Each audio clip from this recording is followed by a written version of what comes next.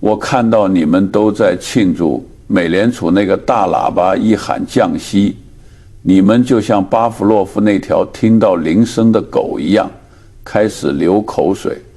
你们觉得牛市来了，觉得机会来了，觉得那所谓的财富自由又在那该死的地平线上向你们招手了。这就是为什么大多数人注定一辈子平庸，因为你们总是试图把复杂的世界简化成一个单变量的线性方程，降息等于上涨，上涨等于发财。我活了99年，经历过10几次所谓的降息周期。我见过太多人在美联储宣布降息的那一刻欢呼雀跃，但真正让我印象深刻的，从来不是那些在这个周期里赚到钱的人，而是那些在降息周期里把底裤都输光的人。他们不是因为笨，也不是因为懒，更不是因为运气不好，他们只是染上了一个比贪婪更可怕的习惯，相信幻觉。今天我不想给你们讲什么宏观经济学的陈词滥调，那些商学院的教授会教你们画曲线图，我想教你们如何反过来想。别问怎么赚钱，先问问自己，为什么每次大家都觉得是机会的时候，反而是最危险的时候。第一章，迈克尔的悲剧，高智商是如何败给动物本能的。让我给你们讲个故事，这不是童话，这是华尔街的一座墓碑。那是1999年，美联储开始降息，市场一片欢腾。那个时候的空气里都弥漫着贪婪的味道，所有人都在谈论新经济，科技股每天都在创新高。我认识一个叫迈克尔的基金经理，斯坦福毕业，智商超过140，管理着20亿美元的资产。这人聪明吗？当然聪明。在学校里，他可能是那种你连车尾灯都看不见的天才，但在金融市场这个绞肉机里，智商有时候不仅没用，反而是一种累赘。1998年，他的基金收益率只有12%，而纳斯达克涨了40%。你可以想象那个场景，投资者开始撤资，董事会开始施压。那些对他指手画脚的人，智商可能只有他的一半，但他们手里拿着这一年的成绩单。迈克尔给我打电话，声音里满是焦虑。他说：查理，我知道这些科技公司没有利润，我知道估值疯了，但如果我不买，我就会被解雇。所有人都在赚钱，只有我在坚守价值投资。听听，这是什么？这就是社会认同倾向在作祟。当所有的驴鼠都冲向悬崖时，那只不想跳的驴鼠就会感到极度的痛苦。他对我说，降息周期已经开始了，流动性会推高所有资产价格。我是该坚持还是该跟进？我当时就告诉他，迈克尔，你在问错问题。真正的问题不是该不该买，而是为什么你觉得不得不买。但他没听进去。人类的理性在巨大的社会压力面前脆弱得像一张薄纸。3个月后，他投降了，他开始买入科技股。6个月后，他的基金涨了80%，他成了华尔街的明星。你看，市场给他的错误行为发放了巨额的奖赏，这是最危险的强化机制。1年半后，2000年3月，科技泡沫破裂，结局你们都能猜到。他的基金在3个月内损失了70%，投资者疯狂赎回，他被迫在最低点清仓，基金关闭，他破产了，甚至因为高杠杆欠下了巨额债务。最后一次见他是在2002年，在伯克希尔的股东大会门外。他已经不做基金了，在一家小投资公司打工，40多岁的人，眼神空洞，头发白了一半。他对我说了一段让我至今难忘的话：查理，我一直以为降息是机会，流动性宽松，资产价格就会涨，这不是基本逻辑吗？但我现在才明白，降息不是给我机会，是给我幻觉。当一个人开始相信幻觉的时候，再多的智商也救不了他。第2章，剖析3重幻觉，你的大脑在欺骗你。迈克尔死于幻觉，而这种幻觉在降息周期里会呈现出3种致命的形态。我在《穷查理宝典》里反复强调过这些概念，但很少有人真正理解它的可怕之处。财富幻觉，名义数字的骗局第1重叫财富幻觉。降息周期开始，流动性泛滥，水涨船高，你的股票涨了30%，你的房子涨了50%，你的账户数字翻倍了。你看着那个数字，觉得自己富有了，甚至开始计划买游艇了。但这是彻头彻尾的幻觉。为什么？反过来想，如果所有人的资产都在涨，所有商品的价格也在涨，你真的变富有了吗？你的账户从100万变成了200万，但一个汉堡的价格从5美元变成了8美元，一套房子从50万变成了100万，你的数字翻倍了，但你的购买力根本没变。这就像你把尺子上的刻度缩小了一半，然后宣称自己长高了1倍一样愚蠢。人类的大脑不擅长处理通货膨胀，我们习惯用名义数字思考，而不是实际购买力。1970年代，我见过太多这样的聪明人，他们买了10%收益的债券，觉得自己赚大了。但当时的通胀率是15%，名义上赚了10%，实际上亏了5%。这些人不是笨，他们只是被数字骗了。降息周期就是这种幻觉的温床，所有数字都在变大，你的账户、你的资产、你的财富。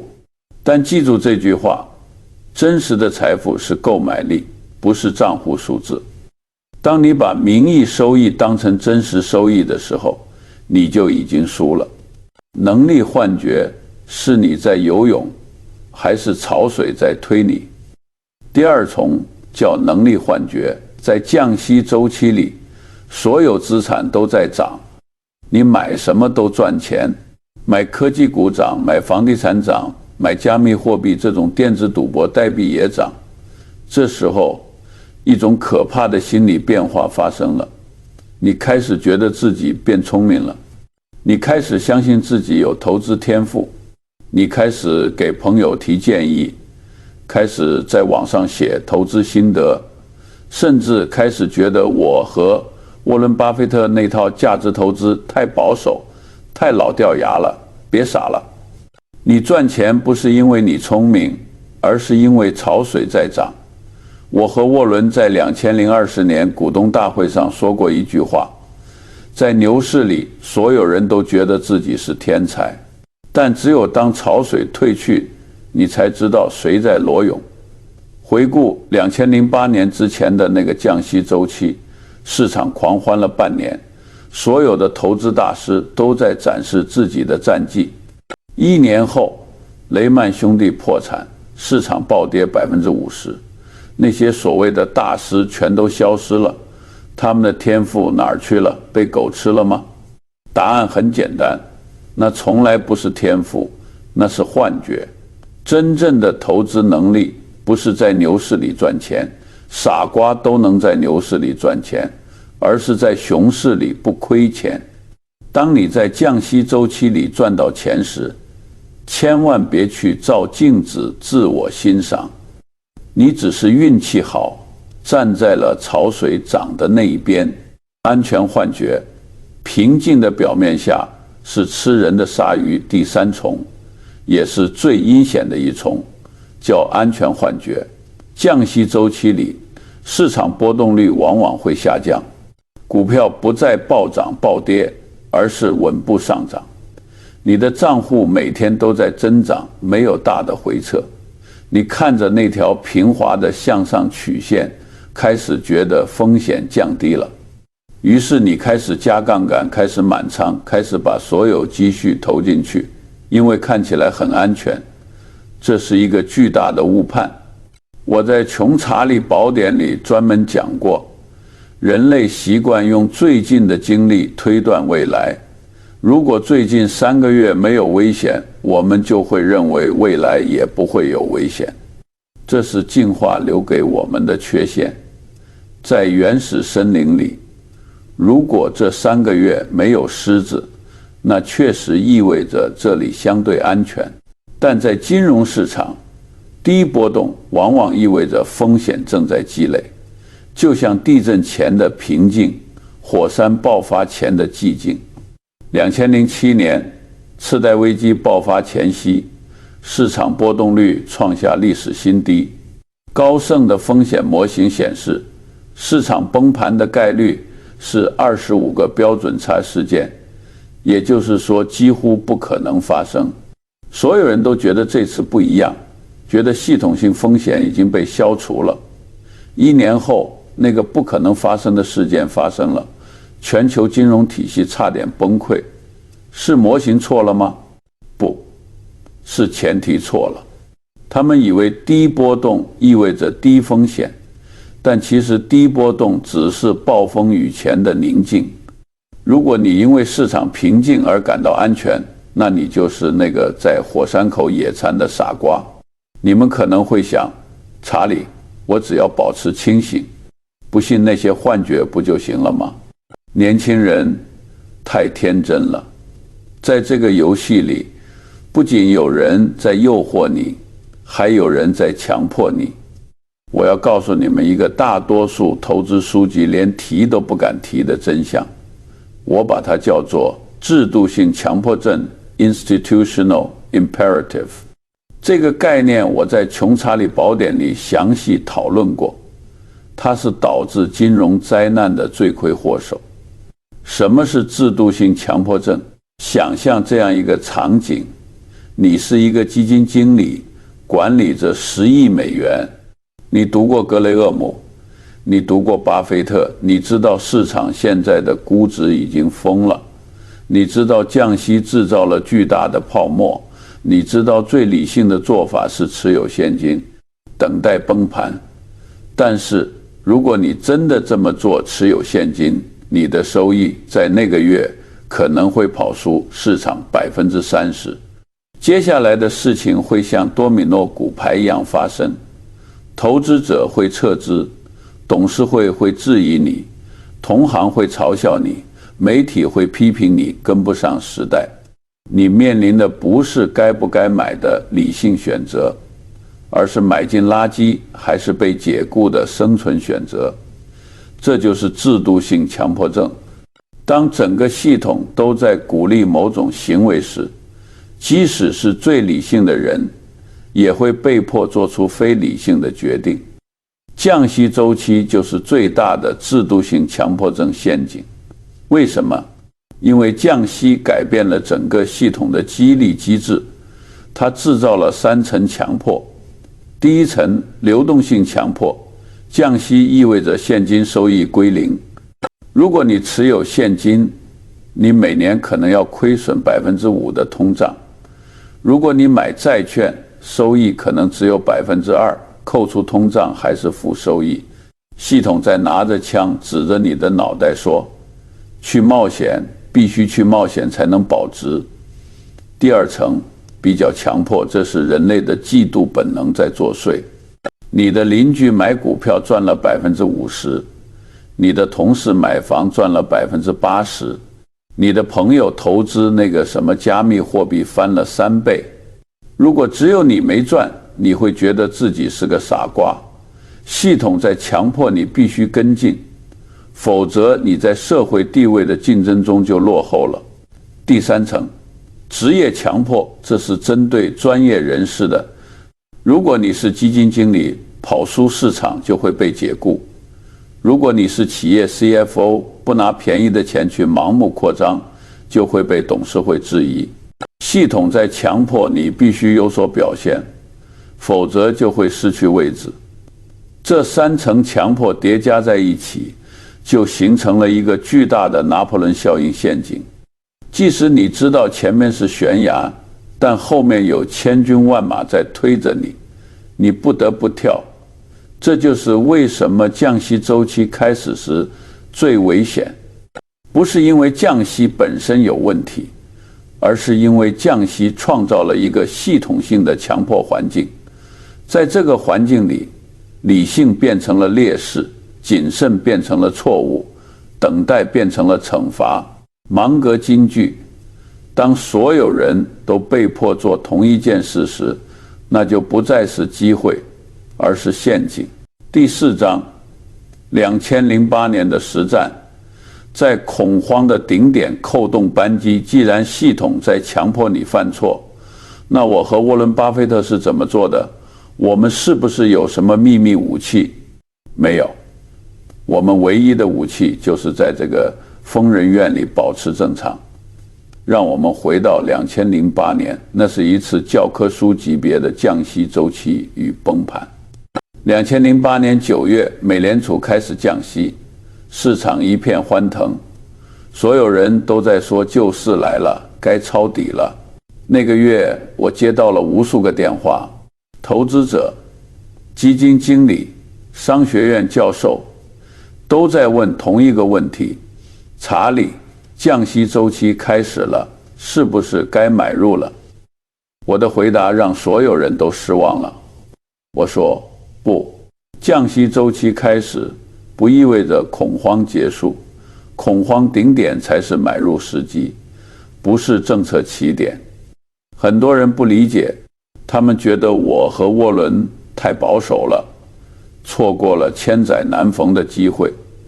9月降息后，市场确实反弹了20%，那些抄底的人赚得盆满钵满，到处炫耀。而我们呢？我们要么被嘲笑是老糊涂，要么被批评持有400亿美元现金是在浪费资源。但我们什么也没说，继续坐在那里，像鳄鱼一样等待。然后10月来了，雷曼兄弟破产，市场暴跌40%。那些在9月因为降息幻觉而冲进去抄底的人，全部被套牢，杠杆爆仓，追加保证金，强制平仓，很多人输光了一切。直到那时，当街上流满鲜血的时候，我和沃伦才终于开始行动。我们行动不是因为美联储降息了，而是因为恐惧到达了顶点。我给《纽约时报》写了一篇文章，题目很简单，叫《买入美国》。我说我正在买，但请注意，我买的是什么？我没有去买那些所谓的高科技股，也没有买那些充满了有毒资产的金融股。我买的是可口可乐，是美国运通，是富国银行，那些最无聊、最被低估、最被市场像垃圾一样抛弃的优质公司。为什么？因为我不是在做空间套利，我是在做时间套利。芒格金句：真正的机会永远在时间的另一端。降息周期开始时，大多数人在亢奋，恐惧顶点时，大多数人在绝望。我们要做的就是在别人亢奋时旁观，在别人绝望时入场。第5章，破解迷局的核心心法：空间套利 vs 时间套利。现在我要把这个最深层的秘密交给你们，这是我和沃伦用了几十年才真正理解的道理，也是区分赌徒和投资者的分水岭。如果你去书店拿起任何一本教你怎么炒股的书，他们教你的基本上都是空间套利。什么是空间套利？就是在同一时间买这个卖那个，赚取价差，买科技股，卖传统股，买 A 国股市，卖 B 国股市，买增长型，卖价值型。这就像是在超市里试图找出哪个收银台的队伍排得最快。这种套利的前提是你比市场更聪明，你觉得你能看到别人看不到的机会。但在降息周期里，这个前提是致命的，因为就像我刚才说的，在降息周期里，所有人都觉得自己更聪明了。当所有人都在做同样的套利时，那就不再是套利，而是拥挤。就像那个著名的笑话，如果大家都站起来看戏，没人能看得更清楚，只会大家都累得半死。聪明人不做这种傻事，聪明人做时间套利。什么是时间套利？就是在时间的错位中寻找机会。当别人亢奋时，你冷静；当别人恐惧时，你贪婪；当别人冲进去时，你走出来；当别人放弃时，你坚持。这两种游戏有着本质的区别。空间套利是在和别人赛跑，你必须跑得最快，你的电脑必须最快，你的消息必须最灵通才能赢。时间套利是在等别人跑累了，你慢慢走过去捡便宜。哪种更难？表面上看，空间套利更难，因为你需要比所有人都聪明。但实际上，时间套利才是最难的。为什么？因为你需要战胜人性。你需要在所有人都说你错的时候，依然相信自己是对的。你需要在所有人都在赚钱的时候，接受自己错过了。你需要在所有人都在嘲笑你保守的时候，继续保守。这需要的不是智商，智商在这里一文不值。这需要的是理性，是清醒，是耐心。我和沃伦能在投资界活到现在，不是因为我们比别人算得快，而是因为我们比别人能等。我们愿意在降息周期开始时，看着别人赚钱，自己持有现金。我们愿意在恐慌顶点时，看着别人绝望，自己开始买入。我们甚至愿意用10年的时间去等一个真正的机会。这就是时间套利的本质。智商会贬值，但耐心永远稀缺。很多傻瓜问我，查理，美联储降息难道不是好事吗？那不是顺风吗？这是一个极其幼稚的比喻。他们把利率当成了风。什么是风？风来了，帆船就能走得快；风停了，帆船就慢下来。但船本身是稳定的，它不会沉。但利率不是风，利率是金融世界的万有引力。沃伦·巴菲特在1999年说过一段非常深刻的话，至今很少有人真正听懂。我要你们现在用物理学的思维模型来想象一下引力的作用。如果地球的引力突然减弱，会发生什么？所有东西都会飘起来，房子、车子、人、动物，所有有质量的东西都会离开地面，飘向天空，看起来很美好，对不对？自由飞翔，摆脱束缚。你们现在的感觉就是这样。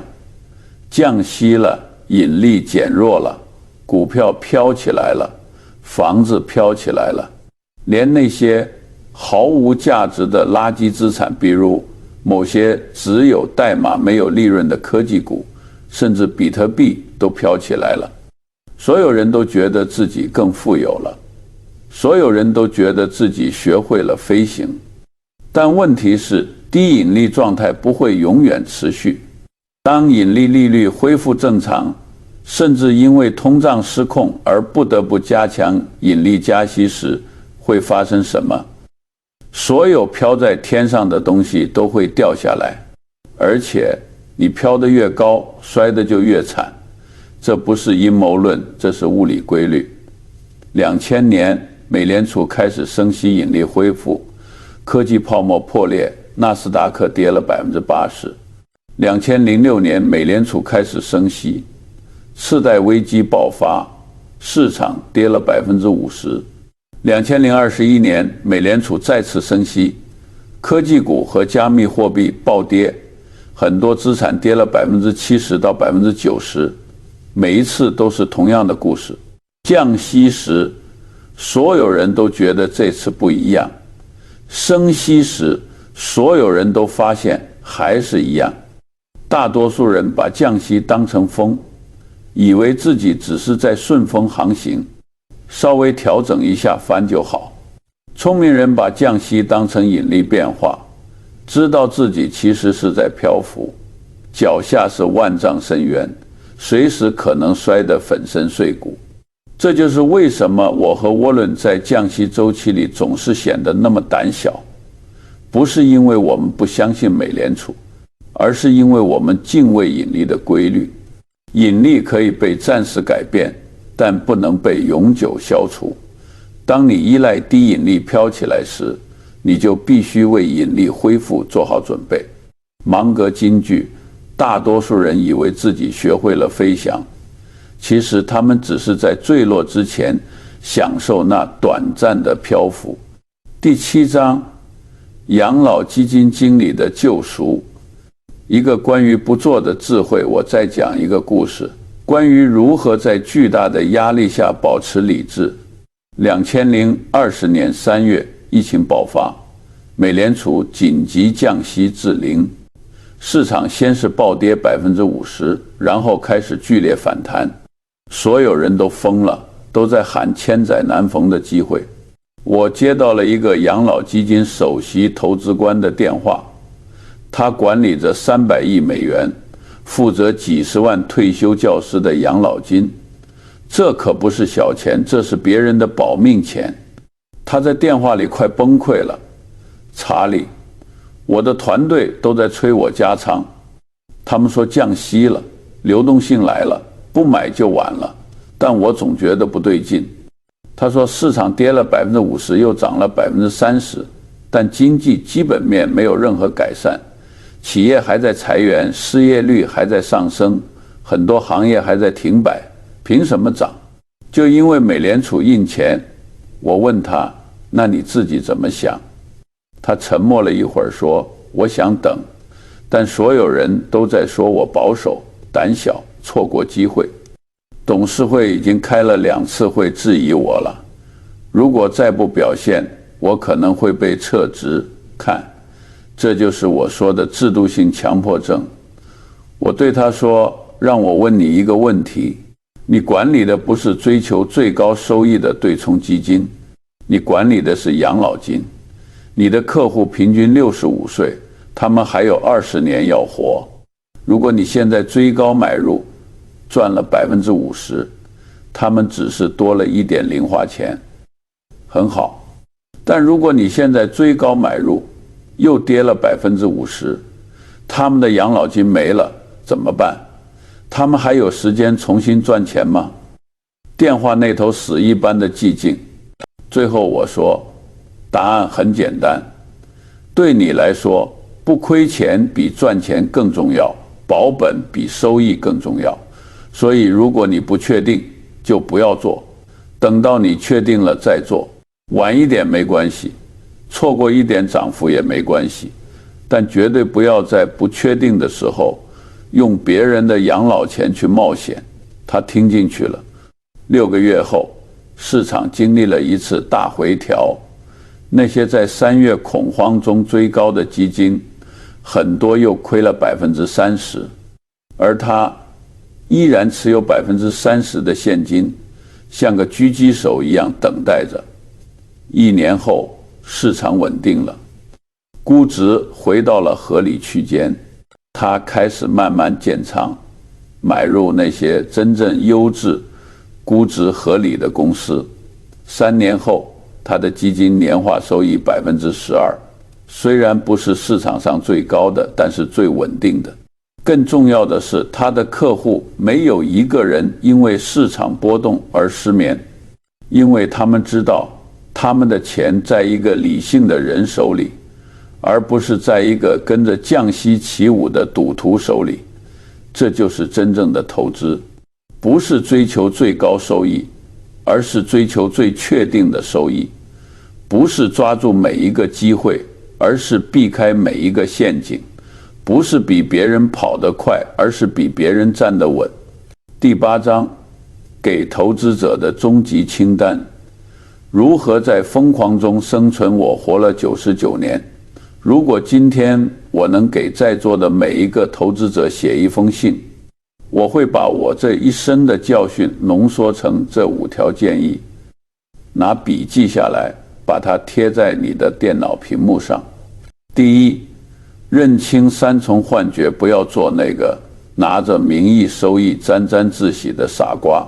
对抗财富幻觉，问自己：我的购买力真的增加了吗？记住，名义收益不等于真实收益。对抗能力幻觉，不要因为赚钱就觉得自己变聪明了，问自己：是我的能力还是潮水的推动？记住，牛市里所有人都是天才。对抗安全幻觉，不要因为低波动就觉得风险降低了，问自己：这是真的安全还是暴风雨前的宁静？记住，风险不是波动，风险是永久性损失。